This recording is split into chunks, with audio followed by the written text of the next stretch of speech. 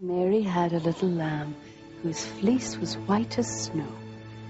And everywhere that Mary went, the lamb was sure to go. Do you remember that one, Tess? Yes, I do. But life is changing so fast these days. They're going to have to come up with a whole new set of nursery rhymes because they don't make lambs like they used to. This one was cloned, Miss Wings. The sweet creature. It's an exact copy of that one right over there. That's her mother. No, that's her. I mean, that's herself. It's hard to explain. It's first it was a sheep, then it was a mouse, then it was a goat, then it was a cow. And now the scientists have finally broken the human genetic code. Tess, what does that mean? That means the world will never be the same again.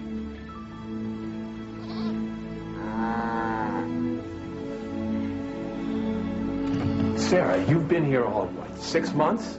How dare you go over my head? Brad, I only made a request for expedited review, just to put this thing on a fast track. After I said no. You say no? I say Nobel, because whoever succeeds at this first is going to get the Nobel Prize hands down, and it's going to be me. Genetically altering corn is one thing. Animal research is another thing.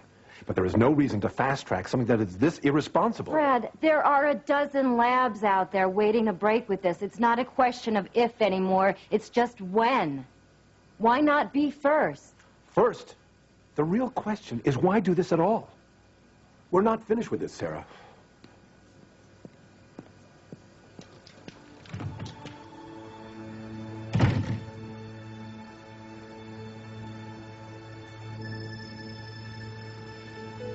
Dr. Conover is a brilliant scientist, a leader in the field of genetics. She's made wonderful contributions to medicine. Her work has saved many, many lives. But now she wants to create life. She wants to clone a human baby. And my assignment then is to stop her. No. If science is going to change the world, baby, your assignment is to change science.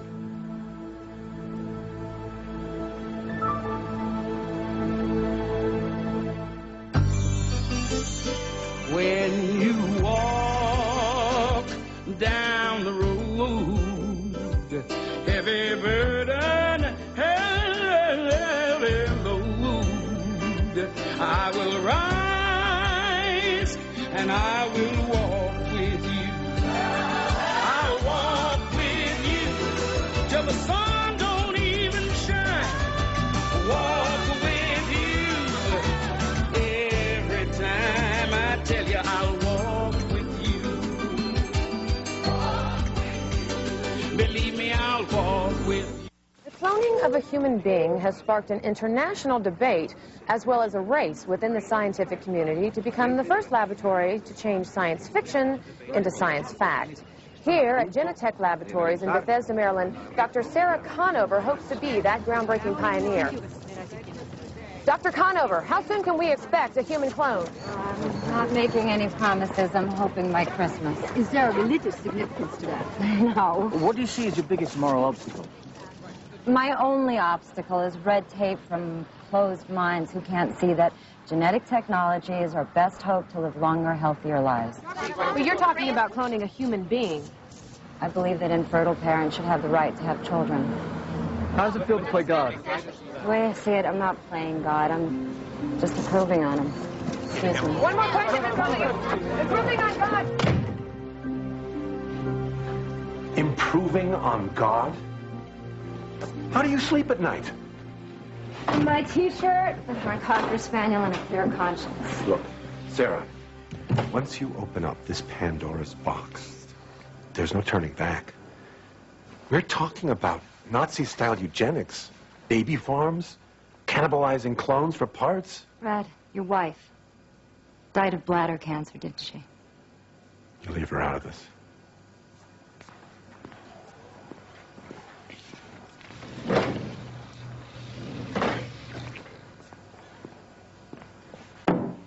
One healthy, bioengineered bladder. Now, are you going to tell me that you wouldn't have used that to save her? Where will you draw the line, Sarah? How many embryos are you going to end up destroying? Each and every one of them is a human life. Each and every embryo that I clone has the potential to save a human life. That is what genetic technology is going to do.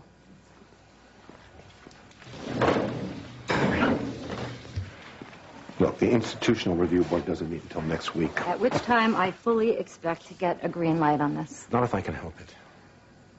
In the meantime, if a government site review team shows up and finds out that you've jumped the gun, they'll shut this place down. So I want a bioethicist present at all times. I don't need one. She's waiting in your office.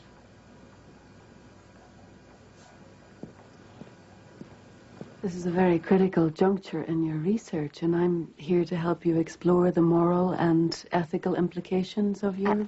I don't need a lecture on bioethics, Monica. Not when there are people out there who desperately need help. So thank you, but goodbye. I'm sorry, Dr. Conover, but I've been assigned to you, and you really don't have a choice. Well, we'll see about that.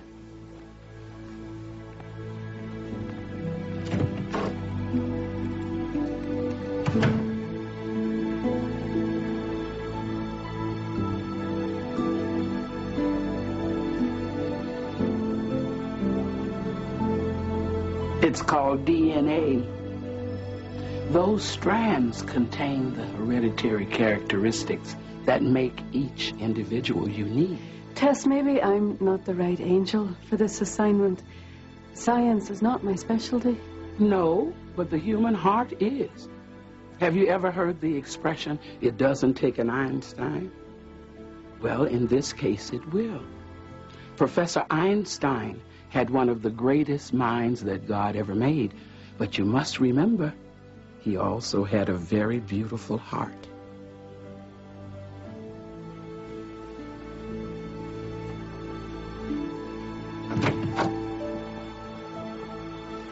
Looks like you have friends in high places.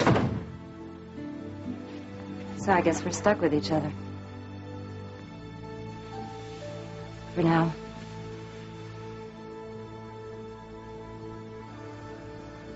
First, you grasp the egg with a holding pipette. Then, you transfer the cell of the person you want to clone and insert the nuclear material, the new DNA, into the egg. Sarah, wait, you can't do this without authorization. Relax. It's just a sneak preview. Once the nucleus is in the egg, I'll put the petri dish in the incubator. It'll grow into an embryo. Most people are amazed at how easy it is. Shocked might be a better word. The last step is to implant the embryo into a healthy uterus. The question is, whose uterus? And who do I clone? I've been conducting interviews for weeks. I'm down to my last few candidates. It's a crucial decision. I mean, let's face it. I'm making history. You're making a human being. Yes, I am. And I've given everything, sacrificed everything for it. In the service of life, sacrifice becomes grace. Would you read that in your bioethics handbook? Albert Einstein said it. Don't lecture me about my motives, and don't use Einstein against me. He looked at the universe. He saw farther than any telescope, deeper than any microscope. He understood. Ah, yes. You did your first PhD thesis on Einstein, didn't you? You did your homework. If I recall, you studied tissue samples of Einstein's brain, looking for clues to his genius.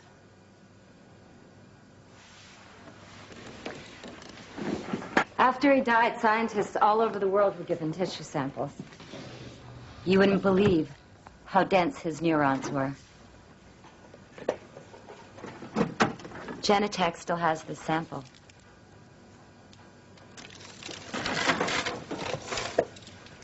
I would give anything to have met him. Imagine having a heart-to-heart with the greatest mind of the 20th century. A very good friend of mine did. Really? Actually, he was the last one to interview Einstein. The professor had collapsed at his home in Princeton, and he was sent to the hospital for tests.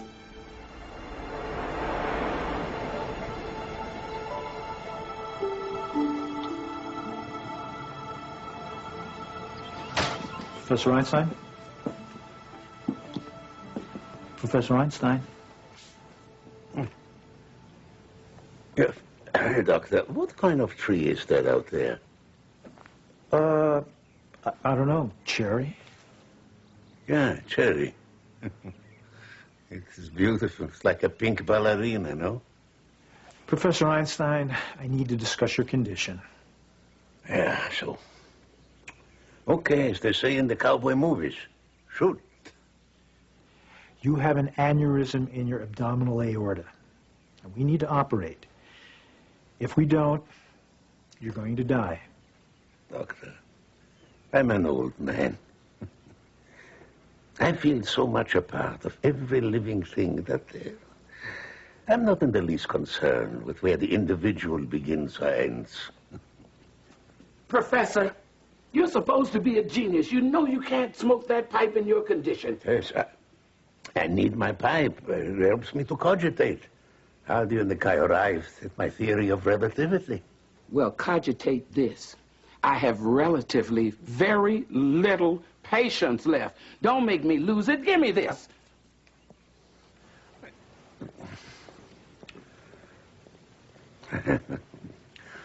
You know, if I was a little younger, I would ask that lady out for a buggy ride. Professor Einstein, about the operation.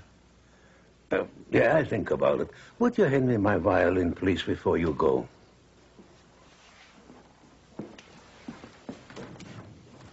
Yeah. There you go. Danke.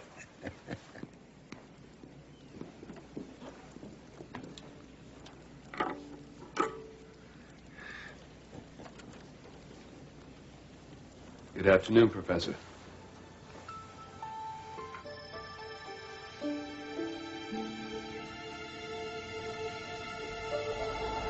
He didn't know him. He just walked in, sat down, and started talking to him. Well, Andrew has a special way about him. Dr. Conover. Yes, okay. Send them up. Got an interview. Some of the candidates for the project. May I join you? Do you have a choice? Hey, zoom in, Mom. Get that precious little face, huh? Say goodbye to your tree. Sing it. Look, I'm sorry. I can't watch it too long without We went over to Dave's folks to celebrate her first birthday. Well, that was where we made the video. And a couple hours later, we were driving home in the snow, and the road was icy, and The driver was drunk. Penny and I ended up with some bruises, but Noelle... Well, the baby seat did. Sorry. Well, we couldn't have another one naturally, and we'd already tried in vitro. But we still have a lock of Noelle's hair. And when we read about genetics and all, what you're doing... Now, we know it wouldn't be Noelle, but it would be another baby just like her. Right? Is it wrong for us to want to see our little girl's face again? I don't think so.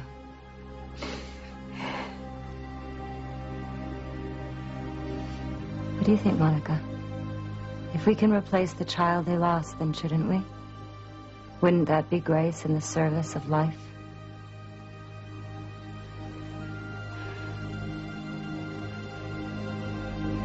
I don't know. I honestly don't know.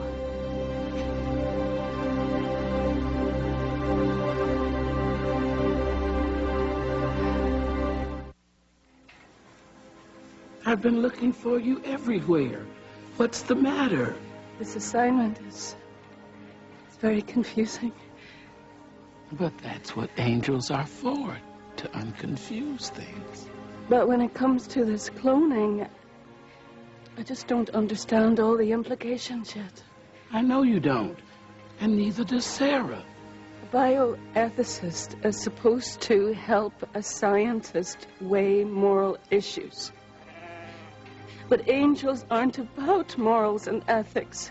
We're about love and the truth, and I just don't know what the truth is yet. Then start with love, baby.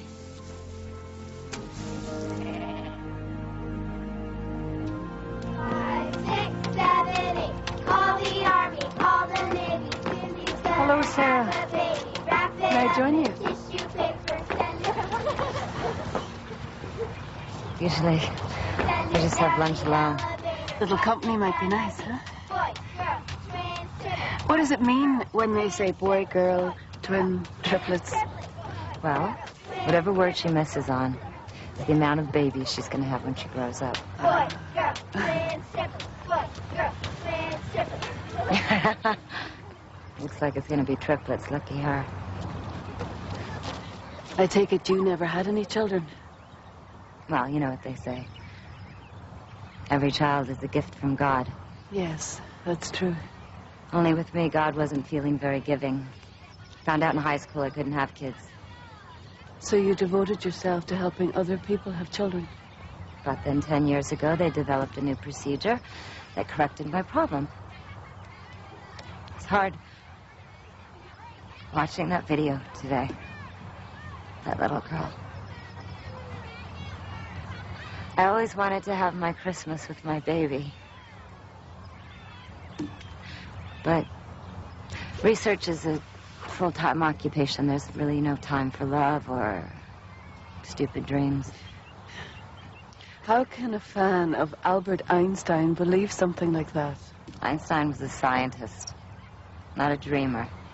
I disagree. Einstein had a dream as a little boy that he held on to for the rest of his life. It's an honor to meet you.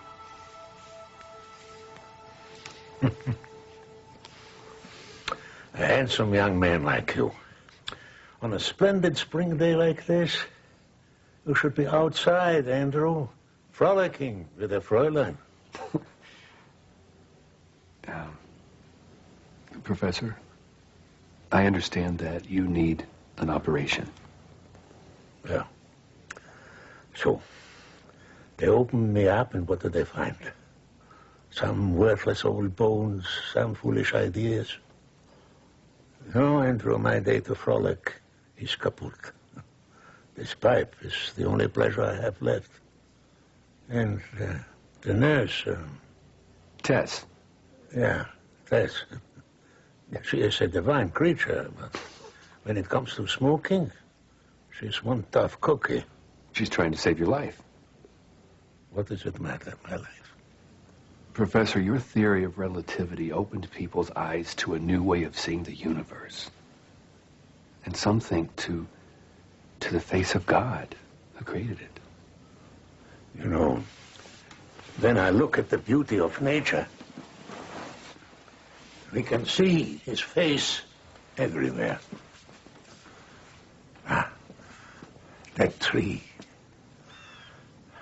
You know, Andrew, in the beginning, they say God created light. When I was a small boy, I used to dream of what it would be like to ride a beam of light through the heavens. The beam of light. His famous thought experiment. Took him 10 years, but then one morning he woke up with an idea. It changed everything. Relativity. He was only 25 years old. And where does genius like that come from? Einstein said it came from God. God. He may have seen the face of God in his theory. I never have. Anywhere. There's still time.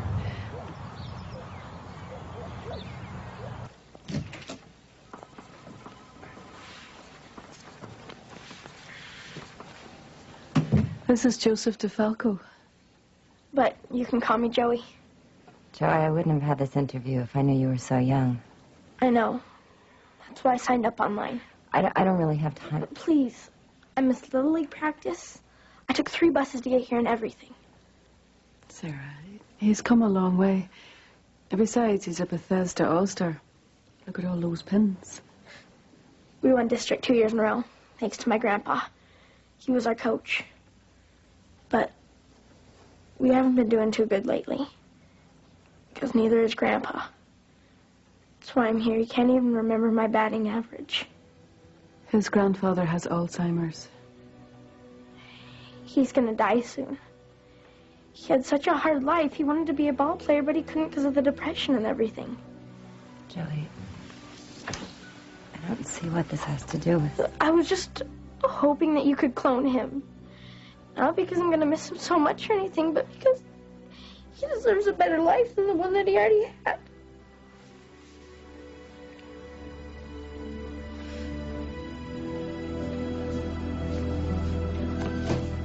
He's on his way home with his mother. Thanks, Monica. All these sad, lonely people. This is their only hope. Hope or delusion? Joey will never get his grandfather back. And those parents won't end up with the same child that they lost.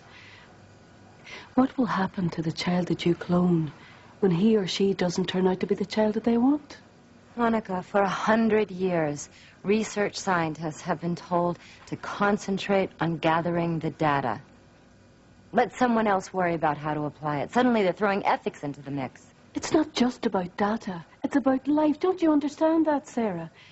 If you go ahead with this, you'll be just as responsible for that child as the parents. You're right. You're absolutely right. If I'm responsible, then I should be the mother. What? No. That's not what I meant, Sarah. Now I know what I have to do. It'll be my baby. You wouldn't clone yourself? No. I don't know why I didn't think about it before.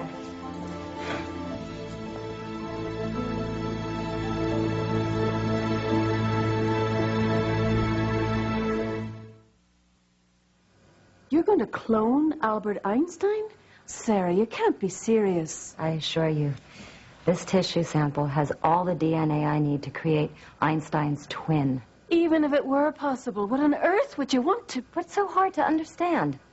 I want to expand the boundaries of science, and I want to be a mother. I understand what you want. But what about what this child needs? He'll have a mom who loves him more than anything else in the world. And a burden of expectation that will be overwhelming. He'll have the best of everything, starting with his DNA.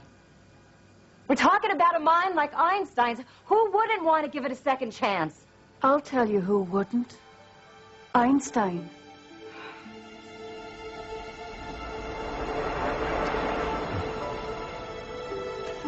You know, perhaps God meant us to be gardeners. After all, He gave us the Garden of Eden. How many times has our human curiosity destroyed what is beautiful? Professor, the doctor's going to be here soon to hear your decision. And, sir, if you don't have this operation, you're not going to live very long. Enter it is spring. There is a season for everything. There's a time to be born and a time to die. You okay? It is a small pain. Is there anything that I can do for you? I would like to take one last walk in nature. That cherry tree is so... There's a German word to describe something that fills us with wonder. Wunderbar. You mean he actually chose to die? Yes. He told his doctor he didn't believe in artificially prolonging his life. So why would he believe in cloning? There's a big difference between an old man who's too tired to go on and my son who has his whole life ahead of him. Thank you for your help, Monica. I've heard your ethical pros and cons, and I've made my decision. Sarah, please. She's heard the pros and cons, all right. But she hasn't heard the truth. Well, she can't do anything until the board meets next week, so I still have time. I wouldn't count on that, Miss Wings. According to Einstein, time is relative.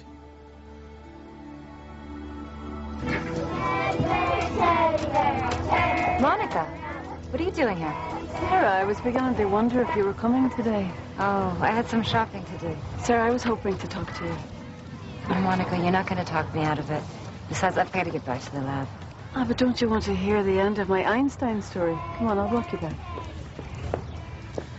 It's a beautiful day. Yes, it's lovely. As a matter of fact, it was a day just like this that Einstein took his last walk in a garden.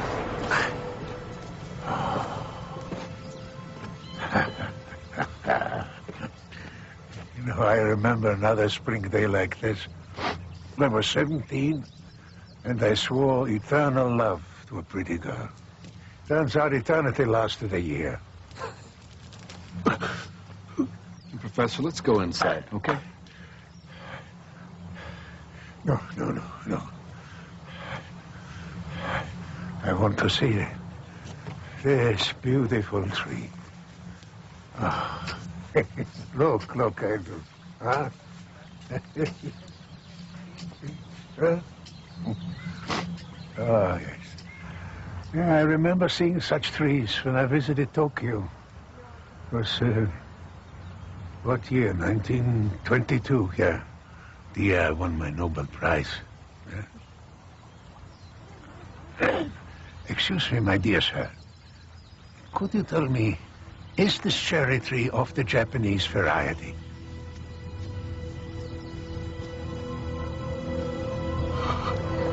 So, what did Einstein see that was so horrible? Dr. Conover, Canadian scientists announced this morning they plan to begin the cloning process by next week. Does this mean you've lost the race? No comment. Dr. Conover, do you have any comments for us at all?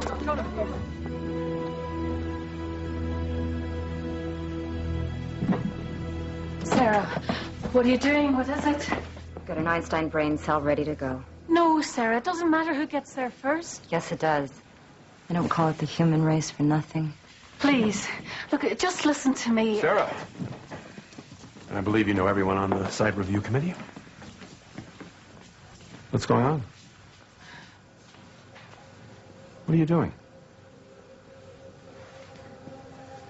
Einstein?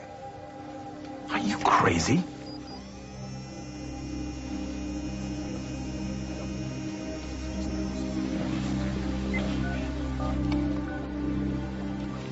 Security, please. Brad, please, I've got my whole life's work inside that lab. Which is now the property of Genentech Laboratories. Your research is terminated here. Sarah, grab her! Sarah! Sarah, unlock the door! Sarah, don't do this! Sarah, please! Sarah, unlock the door! Sarah! Sarah, please don't do this! Sarah! Sarah, please! Sarah, unlock the door!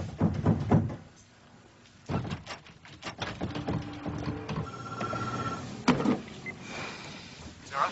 Nice try, Brad. I've got my own backup generator. Sarah, I'm begging you, please don't do this. The moment you inject that egg, life begins.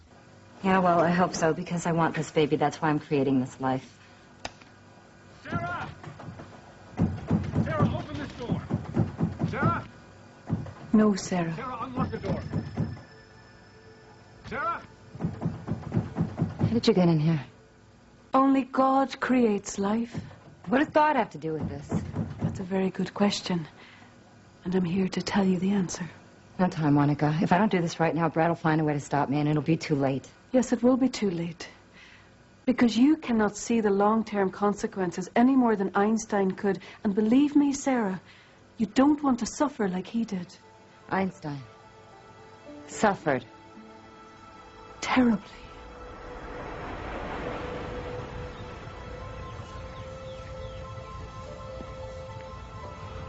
I'm Mr. Aramaki. You ask about territory. Yes. Yes, from Japan. I was a guest, your beautiful capital, many years ago. Sorry you not see my city. Before war, Hiroshima, very beautiful. Hiroshima. What happened there was, it was unspeakable.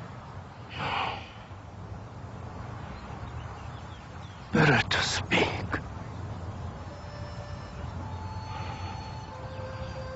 I walk in garden at the Doin Temple. Beautiful August day. Children watching a baby deer. There was Picadon. A flash of light. Yes. Many colors. Like a terrible rainbow. Black rain falls. My skin catch fire. I wake up and Hiroshima gone. Only yellow sands and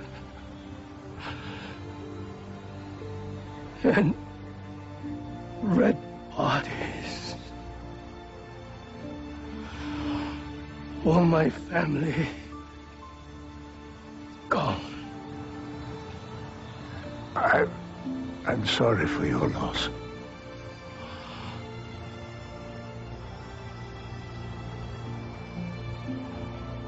Long time I cry, ashamed to live. But I work in gardens my whole life. For Japanese, cherry blossom is sacred. Each blossom is a bridge between heaven and earth.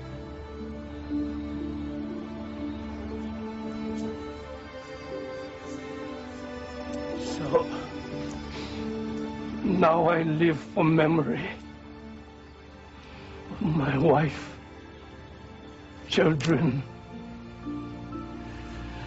and grandchildren. Daughter.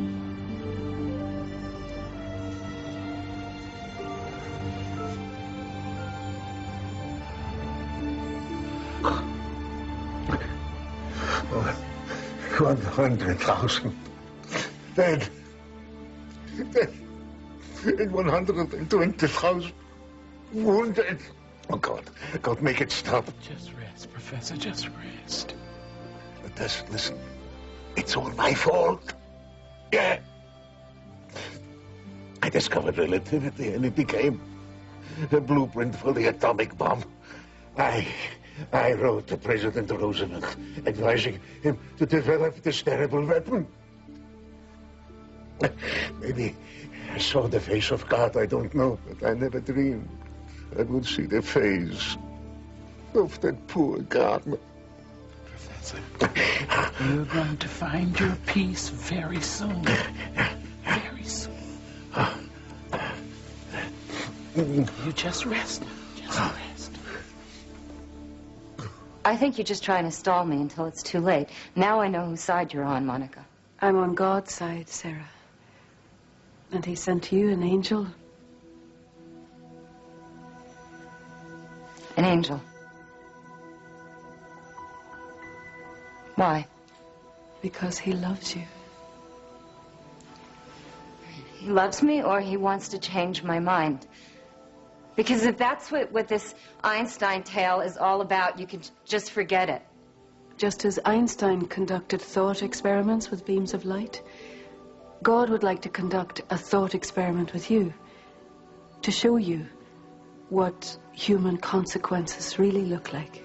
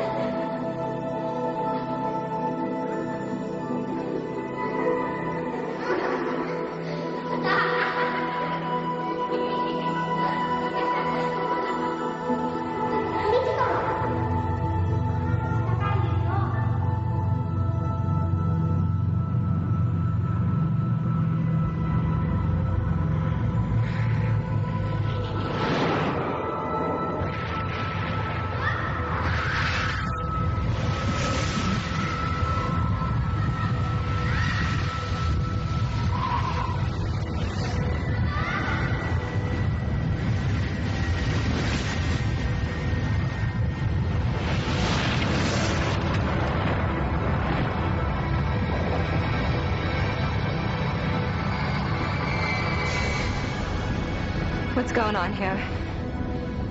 What are you trying to do to me? Don't you see? Yeah. God's trying to scare me. No. God wants you to understand all the important considerations here. Look what happened at Hiroshima. What has that got to do with me? I am not destroying lives. I'm creating lives. This child will be special. It will be my gift to the world. And why this particular child, Sarah? Is it to make history? To win a Nobel Prize? I admit, when I started this project, it was as a scientist. But everything's changed. All of these feelings that were buried inside of me. Last night, when I went to sleep, I didn't think about my son, the science experiment. I thought about my son. My beautiful baby. All the things that I can teach him and that I'll learn from him.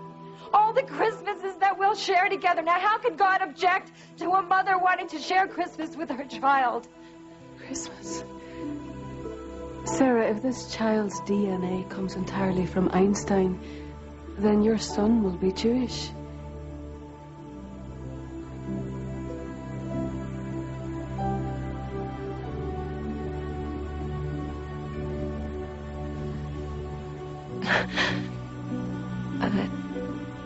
I didn't think of that.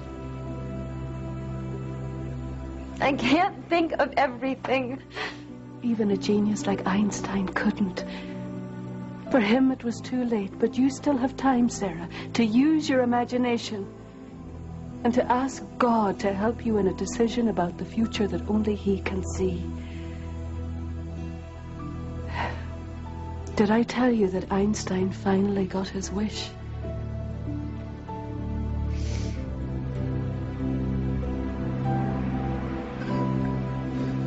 Andrew.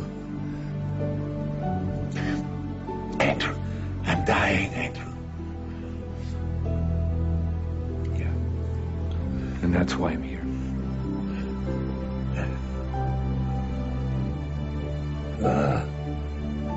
You're an angel. Yes. I have seen his face.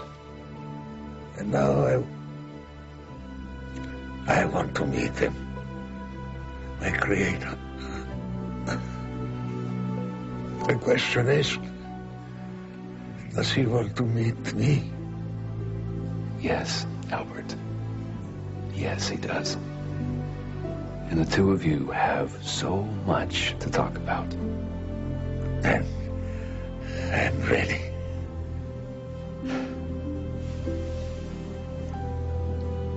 You always dreamed of riding on a beam of light, didn't you? Yeah. Yeah.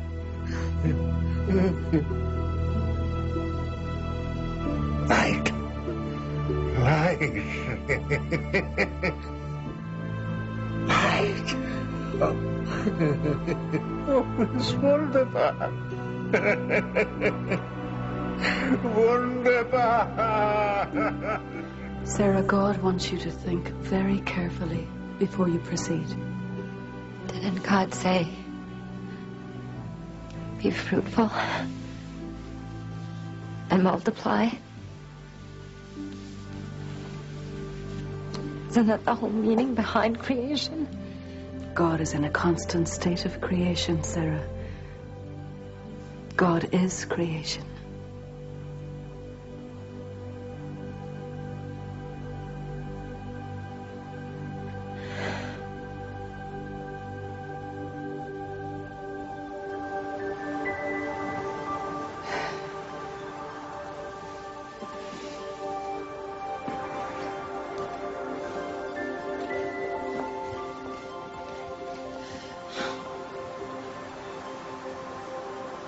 God is creating something at this very moment.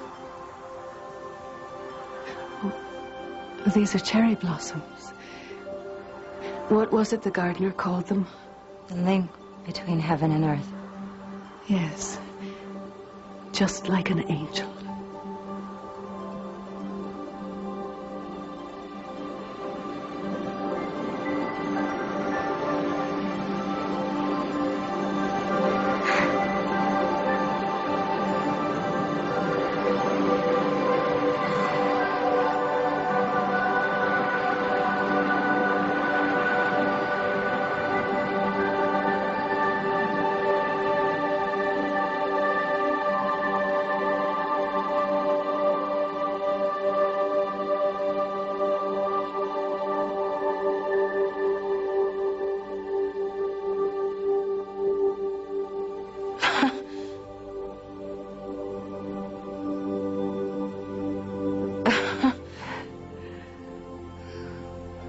Who is that? An angel. God just created her out of nothing except the sound of his own voice. He didn't clone her. He spoke her into being. It's the difference between a life manufactured from science and a miracle that God creates with love.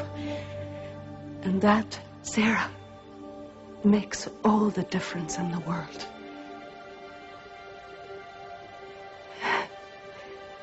Hello. My name is Monica. What's your name?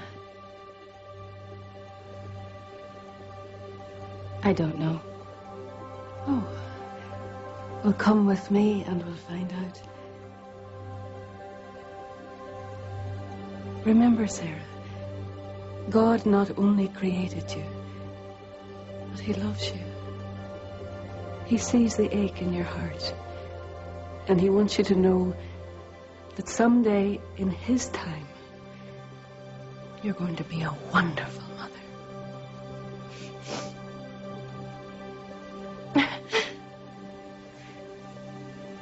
Come on, let's go.